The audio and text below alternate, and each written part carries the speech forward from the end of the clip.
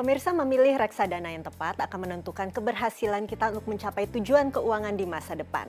Namun ternyata masih banyak calon investor yang masih bingung bagaimana cara memilih reksadana.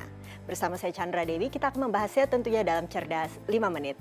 Dan di studio Metro Manulife saat ini saya telah ditemani oleh Bapak Putut Endro Ananawari, Director of Business Development dari PT Manulife Asset Management Indonesia. Selamat pagi Pak Putut. Pagi, Pak Chandra. Pak Putut, sebelum kita berbicara mengenai bagaimana memilih reksadana, bisa dijelaskan bagi pemirsa kita barangkali apa yang sebenarnya dimaksud dengan reksadana? Jadi mungkin saya coba gambarinya secara gampang gitu ya, jadi supaya nggak pusing reksadana apa. Saya ibaratin reksadana itu sebetulnya hampir sama dengan arisan. Arisan itu apa? Istilahnya kan kita bersama-sama ngumpulin uang untuk satu tujuan, arisan tadi. Nah, reksadana sebetulnya sama seperti arisan di mana masyarakat secara kolektif berinvestasi dengan tujuan yang sama apa? Berinvestasinya di pasar modal gitu. Kemudian apa? Pengelolaannya dilakukan oleh yang namanya manajer investasi. Uang-uangnya tadi diadministrasikan oleh yang namanya bank kustodian. Jadi ada dua pihak yang saling kontrol.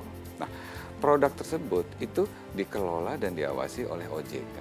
Jadi kita sebagai masyarakat umum itu harusnya merasa aman karena produk ini diawasi, diatur juga oleh Otoritas Jasa Keuangan. Jadi secara bentuk hukum produk ini istilahnya bukan termasuk produk yang bodong, di mana tadi pelakunya manajer investasi maupun bank kustodian itu juga diawasi oleh OJK. Jadi keamanan berinvestasi bagi investor sebetulnya gampang. Oke, jika pemirsa kita paling tidak sudah menentukan bahwa saya ingin berinvestasi di reksadana. Ya. Nah, memilihnya bagaimana? Oke, nah untuk memilih sebaiknya investor harus melakukan istilahnya tes kesehatan keuangan dulu.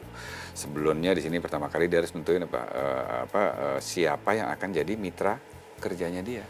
Ya perlu diingat dalam berinvestasi karena kita akan menitipkan uang kita ke manajer investasi, kita seyogyanya tahu siapa yang akan menjadi mitra bisnis kita. Karena perlu diingat, investasi jangka panjang, kita harus dapat memastikan bahwa uang kita pada saat kita butuhkan, itu ada uangnya dan sebisa mungkin berkembang. Ini yang paling penting. Oke, tapi kan jenis reksadana juga ada 4 kalau tidak salah begitu ya Pak Putut ya. Untuk memilih yang paling tepat untuk kita yang bagaimana? Nah, kembali lagi ke masing-masing tujuan investasi maupun jangka waktu investor itu sendiri. Jadi nggak ada rumus yang bilang satu reksadana yang paling bagus buat semua, nggak ada. Jadi kita sebagai investor harus pertama kali nentuin tujuannya apa, jangka waktunya berapa lama, tingkat risiko yang saya bisa tanggung seberapa tinggi. Kemudian juga selain itu juga yang nggak kalah pentingnya pemahaman terhadap instrumen itu juga perlu.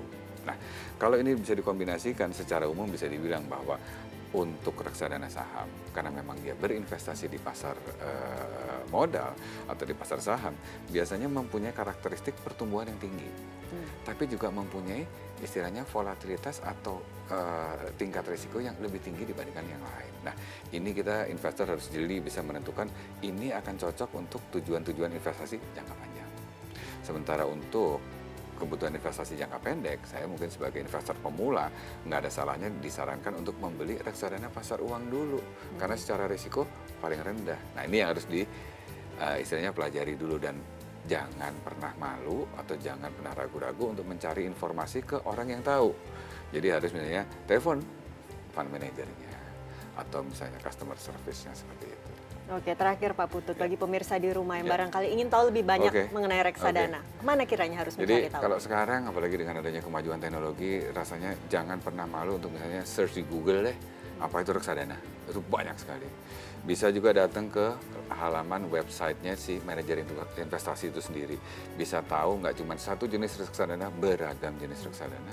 Ketiga juga kadang kita main di Facebook gitu, udah sering masyarakat tahu Facebook. Di Facebook pun kadang kita bisa masuk ke istilahnya satu society di mana dia itu menerangkan mengenai reksadana. Blogger itu juga bisa, itu yang disarankan. Jadi ada banyak sekali informasi ya Pak ya. Bisa dicari. Ya. Baik, terima kasih Pak Putut Sama-sama. atas kehadirannya. Dan pemirsa, demikianlah Cerdas 5 Menit, Cerdas Finansial untuk episode kali ini. Saya Chandra Dewi, terima kasih atas perhatiannya. Sampai jumpa. Dipersembahkan oleh